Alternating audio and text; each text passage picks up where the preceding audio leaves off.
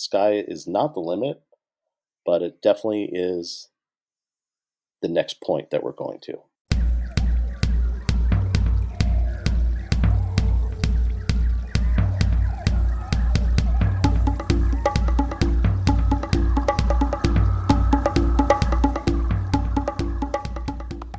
Hi in the sky. Welcome back to the Wild Business Growth Podcast. This is your place to hear from a new entrepreneur every single Wednesday morning who's turning wild ideas into wild growth. I'm your host, Max Brandstetter, founder and podcast producer at Max Podcasting.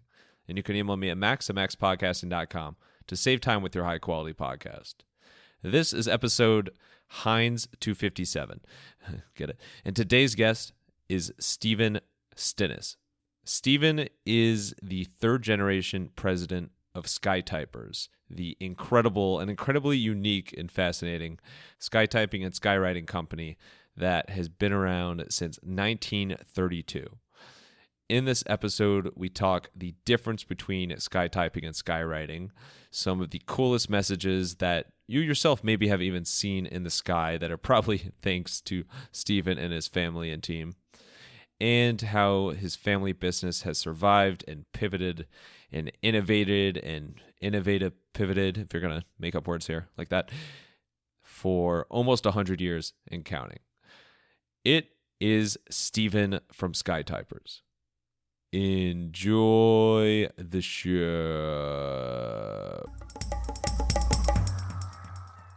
Alrighty, we are here with Steven Stinis, president of Skytypers, one of the coolest companies out there, and literally one that you can see all across the sky. Steven, so excited to learn about you, your family business, everything today. Thanks for joining. How are you doing today?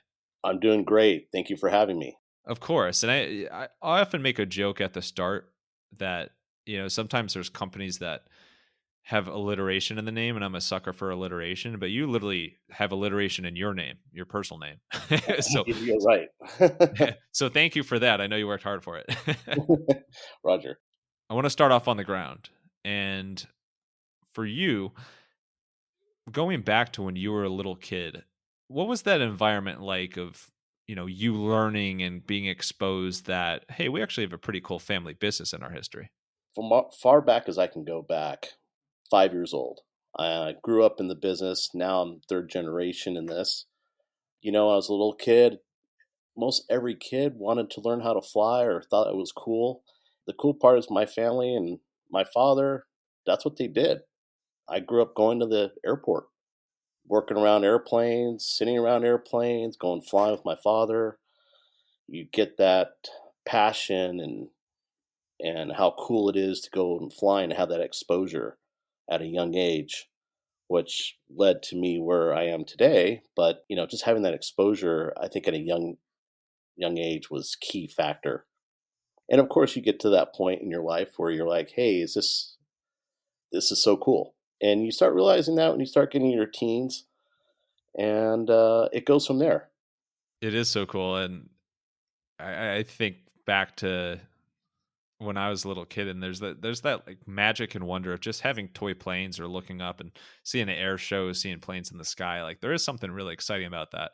And you had a a much richer family history of being close to that than most people. What is it about planes and the world of things in the sky that unleashed that magic for you in the first place? Well, it's a sense of freedom. And when you're up there, it's peaceful, and there's a art behind it in flying, a milestone, an achievement to become a pilot, to get certain ratings and move upward and onward.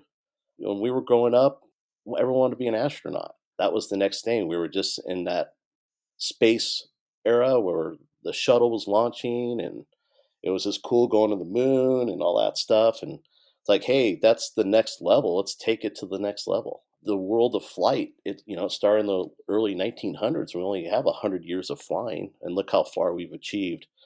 So it's all about taking that path and going to the next level with it, and seeing where aviation is going to go in the future.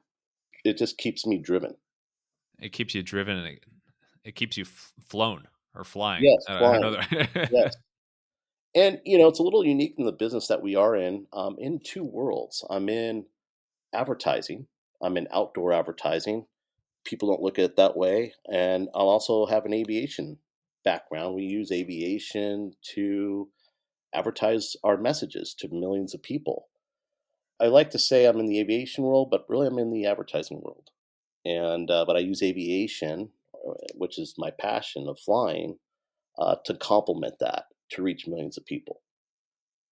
And it's very unique. I mean, people to this day, even when I was growing up, they're like, my father would be outside, maybe doing a heart or a happy face or a marry me proposal, and I'd be at school looking out the window and say, "Hey, yeah, that's my dad," and they're like, "Yeah, yeah, yeah, right. No, it's not. We don't believe you. Who's that?"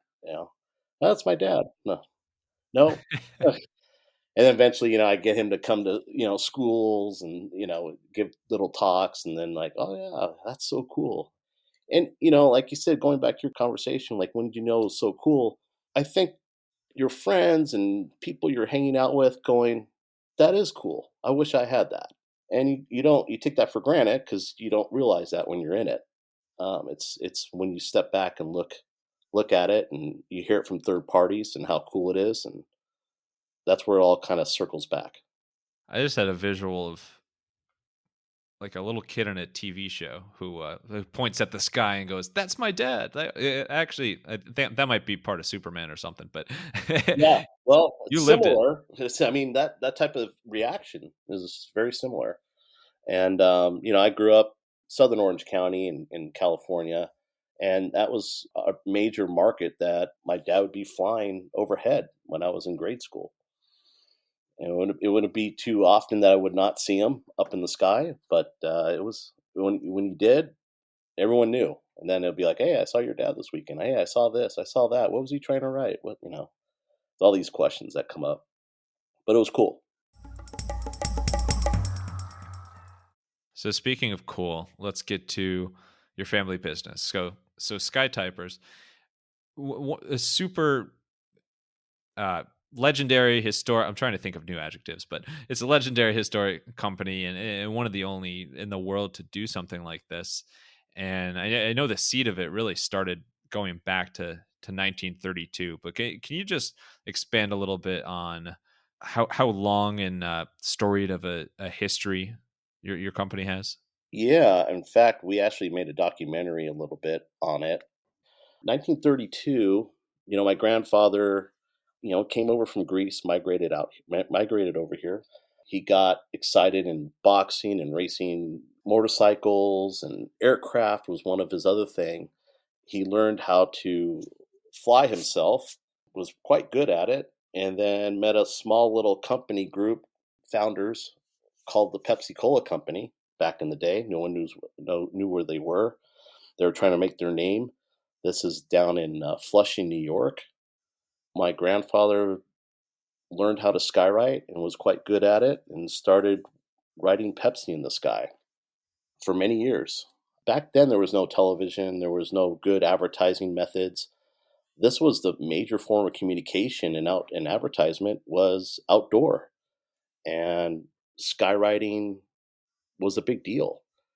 And they started a company called Skywriting Corporation of America that grew to like 22 airplanes over the years, writing Pepsi and other types of major brands, cigarette brands at the time. My grandfather, when he started doing all this stuff, it takes when you're skywriting is one airplane, like you're writing your name with a pencil on a piece of paper. We write it upside down backwards so you can read it right side up. And normally it takes about 2 to 3 minutes to form a letter. These letters are massive. They're like 2,500 feet tall. My grandfather was like, "Hey, there's got to be a better way to do this where we can say slogans and words and sentences." And so through the years in about 19 late 50s, they started experimenting with doing multiple aircraft and came up with the terminology as we know today is skytyping. And skytyping is 5 aircraft. It could be more in a line of breast formation. That's back then wasn't computer controlled, but we'll use the terminology that it was computer controlled for lack of better purposes. And it would do a dot matrix printer in the sky, forming large messages in the sky, and it would take about 4 seconds to do a letter versus the skywriting that took about 3 to 4 minutes. That grew through the years. It's a novelty item. It's cool. It's spectacular. No one knows what we're going to write. They see a letter, and curiosity compels everybody to look up at the sky. What are they going to say next? Which makes it the perfect advertisement because it embeds the words and branding into your brain and you remember it. And we advertised copper tone tan for 20 years, as an example, all over the beaches. And to this day, I have people that come to me and say, I remember when you used to write copper tone almost every weekend. I go, yeah. I go, you remember that advertisement? Oh, yes. But I said, what was the last billboard you saw off the side of the road? No one can remember, so the sky typing has a good impact. Through the years, we expanded in 1965, we took the company and came out west for Laura Scudder's potato chips. It was a 2-week campaign back in the day.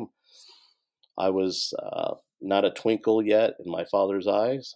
My grandfather and my dad actually grew up in the business. He learned how to fly before he learned how to drive a car. That's all he did his whole life from growing up. And my grandmother would take him to the airport and he'd go fly a World War II airplane, which is crazy to think about it to this day. He was like 14, 15 years old.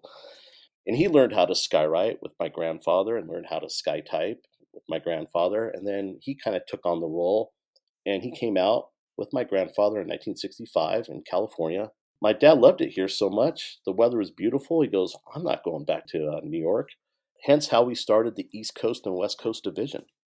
My dad never left, and he met my mother shortly after that, and the rest is history when I came along. So from period at that point in time, my father ran an East Coast and West Coast division for about a period of 10 years. But the company itself has expanded, and we have operations now in Las Vegas. We have 3 fleets in the United States right now. We have another fleet in London, in Europe. We have traveled. We've taken the whole fleet and gone abroad to Japan, to China, to South Africa, to France. Good key places all over the world doing major branding campaigns. So the expansion at that point, when I started coming into the company, was basically putting this all on the 21st century page, which is technology. There was major technology upgrades with the system that was in place that I made everything digital. It was computer controlled.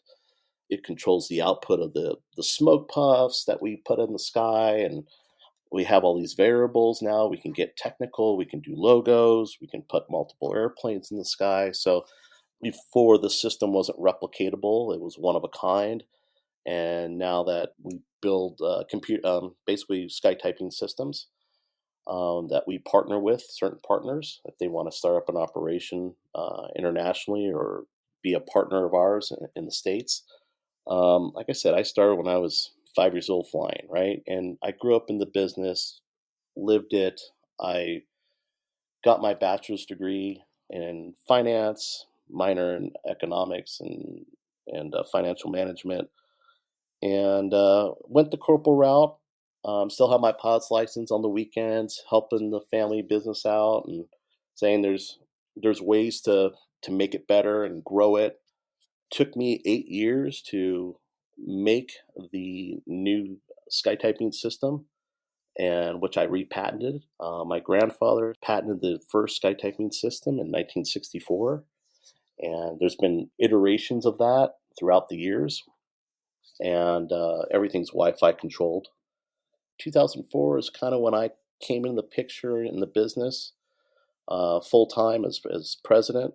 One of our first jobs that I was involved with, we took all the aircraft that we recently acquired and took them to Japan for a Pocari Sweat campaign for 45 days all over Japan. And we traveled all over Japan and had tour bus and TV stations following us around. And We were on 22 different TV newspaper articles in 45 days. It was really cool. You mentioned the progression from skywriting to skytyping, which the next generation says sky Snapchat it. No, I'm just kidding. Yeah.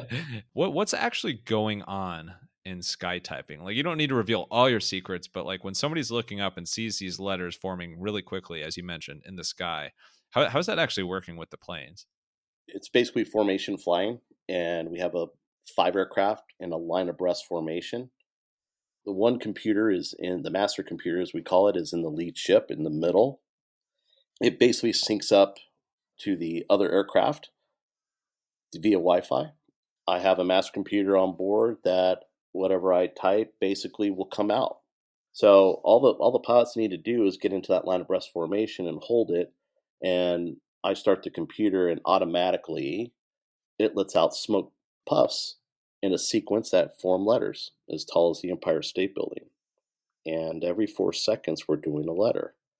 So it's a dot matrix layout. So, just imagine from left to right, like hello world, HELLOW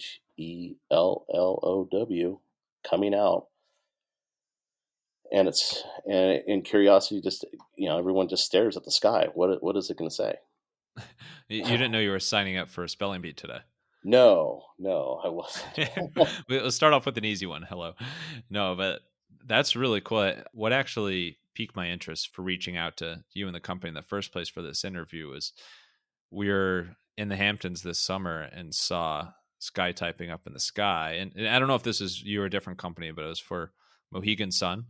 Yeah. And yeah. So Just to clarify, we're the only company in the world that does this. all right. Well, it was definitely you. It was definitely us. When we saw the spot, like you said, we just stopped what we were doing and we're looking up at the sky and we're like, wait, what? Like, what is? We've seen something like it before, but how does it work? It was high enough in the sky that you could clearly see the letters, but you couldn't see the plane. So we're like, is this planes? Is it drones? Is it one plane? Is it 5 planes? So there's definitely some magic behind it of how it actually works. And any way you slice it, the letters are legible loud and clear, and was just such a cool thing to see and a beautiful sunny day. Yes, blue skies definitely show our work the best. We're usually why you can't see the aircraft is because we are actually 2 miles in the sky up in altitude. We fly about 10,500 feet up in the sky. That makes the plane look very tiny. The reason for that, atmospherically, the smoke lasts a lot better up in altitude. It keeps us away from most conventional aerial other aircraft in the area. And it keeps us high. And the reason for that, because the messages are so long, that message you saw in the sky was 5 to 7 miles in length. And when we do it 2 miles up in the sky, you can easily read it from 10 to 15 miles in any direction. So even though wherever you were at and you saw this message, it was probably done 10 miles away or 5 miles away at least. It wasn't done over your head, because when it does, it looks like it's just right over your top, over you. But if you saw it and you saw the whole message, the sky has infinity to it, is what you can see. So when you put these large messages in the sky, you don't realize how big they are. And that's the reason why we fly at that altitude. We reach millions of people. So I can go downtown New York and I can cover 20 million people in a couple of hours. I can cover all of New York. If we kept writing Mohegan Sun, Mohegan Sun, Mohegan Sun, Mohegan Sun, I can cover everybody in 2 hours. And that's exactly what it said: Mohegan Sun, Mohegan Sun, Mohegan Sun. It's a tongue twister there, but how you mentioned the smoke dissipating or the lack of that. How long does a typical sky typing message stay visible for? Well, I'm going to be very conservative in my communication on this. It's on average 5 to 7 minutes in length. We are doing a new message. A 20-character message takes about 3.5 minutes to make. So easily you can see 2 messages in a row if we're circling the area without, the other one starting to fall apart. And a traditional advertising world, typical commercials are 15 seconds long, or 30-second clips. So, we have messages that are lasting 5 to 7 minutes. So the lastability and the readability, and if we're repeating it, they're getting multiple impressions on that message. So it makes it, from an advertising standpoint, home run. I would venture and say grand slam, but that's just me. Yeah. I know we want to speak conservative here, but it is so like it has that wow factor. And for example, we can fly over the stadium, and we can do 360. We can orbit the message all the way around the stadium. Not saying there's a lot of people at a stadium. There's 40, 50,000 people at a ball game being done. And we can circle that message all around that. And we're covering that, and we're covering 10 miles in any direction where that message has been laid out around the stadium, for example. It's mind-boggling if you start thinking about what we're doing, and what we're covering, and who's watching it and who sees it. Yeah, I have my calculator and an abacus out here, just trying to Yes, put it all together. yes, yes. We're just a mass advertiser.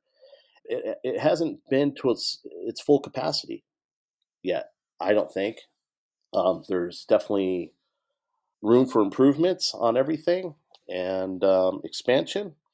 I like to see this in every major city being done on a regular basis, and it's taken for granted that it's more of a niche industry or way of communication. I know we use a lot of the internet and social media, and this is a perfect trigger for social media.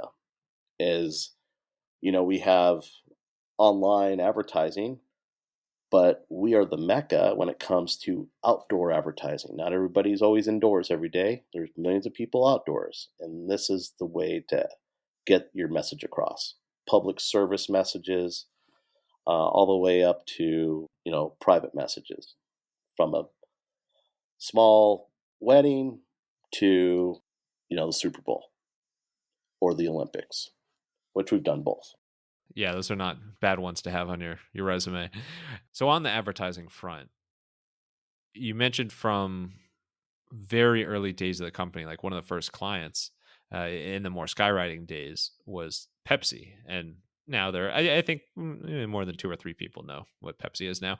But how have you and the family and the team over years and over decades and almost a century now continued to attract clientele that includes some of the biggest brands in the world? It's a lot of dedication and work. Companies constantly rebrand, including with their staff and everything like that. Back then, you would meet somebody. You didn't have an advertising agency back then. You knew the owner of the companies, and you had a relationship. And a lot of it was relationship building and knowing these people. They trust you. You trust them. You build these brands together. And now we're at a point where our world's oversaturated, and the people that run these companies are sometimes newer to that world, meaning they're younger. They haven't seen this type of work before, and to them, it's like a newfound brand. Oh, I've never seen Skytyping before. Wow, just like you did. You saw it over the Hamptons. It's been around for 80 years. Not saying, you see it a lot. The United States is a big world, and, we want to be out there pretty much every blue sky day, putting our messages across and attracting more and more bigger clients, and clients that want to brand, long-term campaigns.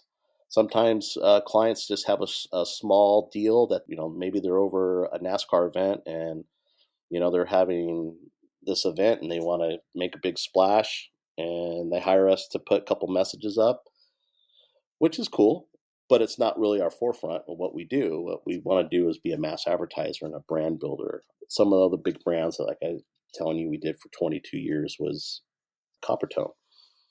We also were known as the Miller Squadron. Miller Brewing Company hired us, and we painted the airplanes and put Miller over the side, and went to Miller Brewing events. And a lot of that was for ambush advertising against Budweiser back in the 80s. We've had sponsorships with, other brands, and insurance company. We're known as the Geico Skytypers for a while with Geico Insurance, advertising Geico all over the United States, East Coast, West Coast. We did some sponsorships with AT&T. I can go on that these big companies use us. And most of these companies, the same people are not there today. So it's just going back with them with the relationship and saying, hey, we've worked with you for many years. What about using us? Continue to use us for your brand building and online social media campaigns or whatever is working for them. It's a constant battle for us to, reaching out, getting hold of the right people. And there's plenty of events, I'll tell you that, to keep us busy. What do you see as the split of how often these campaigns are, like big brands want to target, residential areas with high visibility versus more precise, over a specific sporting event or concert, something like that? It gets down to very precision to very non-precision approaches. Some companies just want to get their name out there and they pick an area. I want to cover LA Metro, or I want to cover the beaches. Other clients sometimes get down to a specific address. I got this guy in the backyard who wants to see this, and you got to be at a north heading and 5 degrees, and it gets down to crazy stuff like that. That leaves the room open for lots of prank opportunities, I think. Yes, yes. We did something with Joe Rogan one time. I heard about that actually. Yeah. Yeah, it went viral. We do a lot of Netflix and Prime Video, new movies, and cinema movies to online movies, just anything when the client wants to get out there and get their message across, and it can be, I want a specific location. We also opened up straight out of Compton with that movie that came out, and we were all over Compton and all over the beaches area doing that stuff.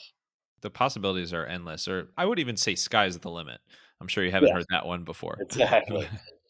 But there's so many great partnership opportunities there, and as you mentioned at the start, it combines aviation and advertising. So it's a shame that your family has such a boring business, like really nothing exciting about it. But it's just an amazing history over the years. If you were to look back and think to your tenure as well as the tenures before you, what would you say is kind of like the main pillars that have helped you stay in business and stay thriving, generation after generation? Let's see. I would say a lot of it's rebranding and innovation with the computer technology has helped us, and just with things happening in the world. We went through a pandemic. We put a lot of public service messages up in the sky.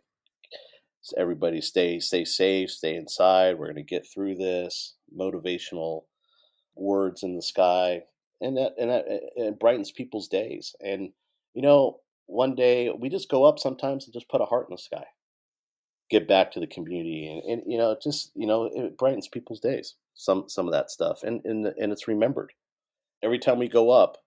We're our own advertisement. And I think the more we go up, the more we get phone calls. The phones ring off the hook. So we know it works. And we just constantly reinvent ourselves. We've been the same company for over 80 years now.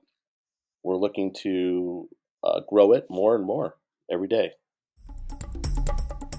If Skytypers is where aviation meets advertising, then the Podcasting to the Max newsletter is where entrepreneurship meets podcasting, or even where podcasting meets entrepreneurship.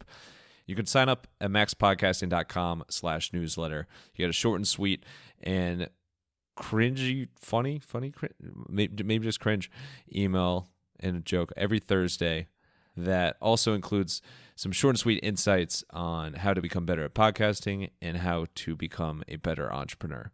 Sign up at maxpodcasting.com/newsletter. Now, let's get back to the sky with some Sky High rapid fire Q&A, which doesn't rhyme with sky, but close enough. Let's wrap up with some rapid fire Q&A. You ready for it? Go for it. All right. This one, we're recording this from the sky. No, I'm just kidding, but let's get wild. be at 10,000 feet altitude right now having this discussion. It's true. It's true. That's inspiration for a future episode. There's one cool thing I'll tell you that we do with our customers when we do personal messages, and I'll tell you technology's come a long way, but we have a sat phone in the airplane where I can text live to a customer and let them know that if they're doing a surprise or a will you marry me type of thing, and I can give them a heads up, hey, 5 minutes, I'll be over your head, you know? And they get a text message and they get it all ready, and we put the marry me or special message up in the sky, something you couldn't do before. And at 10,000 altitude, you just can't get a cell signal up there. So that's one enhancement that's been kind of cool and keeping us moving forward of what we do and the precision. The technology is always there. Speaking of execution, besides one that you've mentioned already, what was a campaign that you did for a client that was, for whatever reason, extra memorable? There's several, and they're all different shapes and forms. Literally. When my dad did the Olympics 1984 in Los Angeles, he ended up putting the Olympic rings in the sky and forming that and teaching 4 other guys to learn how to make rings because we had to do it simultaneously. And if we were 3 seconds off, the smoke ring or the Olympic ring would have been 600 feet bigger in each direction, and Jeez. it would change the shape of the rings. And of course, also not being precision enough, we would have collisions in the sky with the aircraft because they all had to do it simultaneously. So that was a major deal. They also released about 20,000 balloons in the '84 Olympics on the opening ceremonies, and these were high altitude balloons. And we were skytyping over the top, writing "Welcome" in the sky. And these balloons actually passed right through us, through our formation and everything like that, trying to do the Olympics. That's just an Oh my example God. of one situation. Another one was we were in Chicago. We were doing the Ryder Cup. And the interesting part is the European team hired us to fly against the US team. And they thought when we started skytyping, because we were writing, hey, go Europe, go this, go that, and writing golfers' names in the sky, they thought we came from Europe and we were flying over the airspace and writing these messages. Hence, Tiger Woods was in that at the time. Tiger Woods had a lot of situations going on with his personal life with other women. We wrote, "Where's Tiger? He's probably with, blah, blah, blah, blah, blah, blah, blah, blah, blah in the sky." Who wrote all the girlfriend names in the sky Oh as an, man. as an example. The interesting part of that is then the US tried to call the FAA, tried to ground us, try to do interesting stuff to not let us fly anymore because we were changing the motivation of the game, and people were looking to the skies and they were concentrating on the ball, and there's all these different hooplas of what happened. But that was a cool memory. Also, when we were there, we got the Guinness's World Book of World Records. The company that hired us wanted to do a world record. So I had the Guinness World Book of World Records guy there, the official guy. He took note of it, and we became the world's largest advertiser in the world. I think our billboard that we did was over 33 million square feet. And I have a world record on it. Congrats. Well, now you can officially say you're the largest advertiser in the world, and people can take from that whatever they want. Yes, yes, exactly. What is a dream destination that you would love to do a skytyping execution? Well, that's an interesting question. It hasn't been abroad very much. And I would like to, Dubai was one destination that was booming and growing, and definitely in the Asia market as well, that we were looking at expansion to. I would like to see it out there. It'd be great to go to Greece, for example, but there's not a big market there. But that's just a personal thing of mine, just because of our roots, and it would be interesting to put that full circle one day. Do you have a dream brand that you haven't yet partnered with that would be, wow, that would be really, really cool? There's a few. They change so often. You don't know if how long they're going to last. So, This is true. This is true. Not as long as you last in the sky. that's right. But there's a lot of brands out there. But it would be cool to do something even with the newer technologies, with even Tesla or SpaceX programs, just complementing each other of innovation in the sky of what we do. I think that's a cool thing. Why not have aviation promote aviation, so to speak? You alluded to your Greek heritage. What is hands down the best Greek food of all time? Well, I can't complain about the lamb. The sweets are obviously the second best thing of Greek heritage food. And there are certain traditional things that you can't go without. There's a thing called, we call it a moussaka. Yeah. My wife Dana always shouts out the scene from My Big Fat Greek Wedding where they say "moose caca, moose Yeah, caca." exactly, exactly. It's It good stuff. Yes, it's good. It's a Greek lasagna. That's what I always say. Okay, cool. Since you're Greek, I will tell people that that's officially certified as Greek lasagna. No. Yes, that is Greek lasagna. Don't let no one tell you differently. They make a great liqueur as well. There's some ouzo, and you've Yeah. probably heard of that, and metaxa, and good brandy wine. This is just a walk down memory lane, a flight down memory lane now of Dan and I's Greek trip a few years back. You know, once you get to experience the islands, especially, but also had a great time in Athens, and once you experience Greece, it's like you always have a warm, fuzzy feeling when actually it may be kind of a burning feeling when it comes to ouzo, but ouzo and all the food there and dips and oh my god, it's so good. Oh yeah, tzatziki sauce and the hummus, and I can go on. I'm not kidding. We at the time of this recording, we literally made Greek chicken, Greek seasoned chicken, and tzatziki that we're having this Oh, week, and we hate it. We ate it last night, so there was a pregame for this interview. there you go. That's very good. Next time you have the Greek chicken, make sure you have some feta and olives with it. It enhances the flavor. Oh, of course, of course. Well, I like both of those things, but Dana doesn't like olives because it's so polarizing. There's always they say couples often one Yeah. side likes olives, one doesn't. But I love them, so really really good stuff. But anyway, we could talk Greek food forever. But last one, what's your favorite Greek appetite? No, I'm just kidding. What? Yeah. Yeah, no, but you yourself are a pilot as well as you mentioned. What's the most beautiful view you've ever seen from up in the sky? Sunrise. Sunrise on a clear, still morning, winter.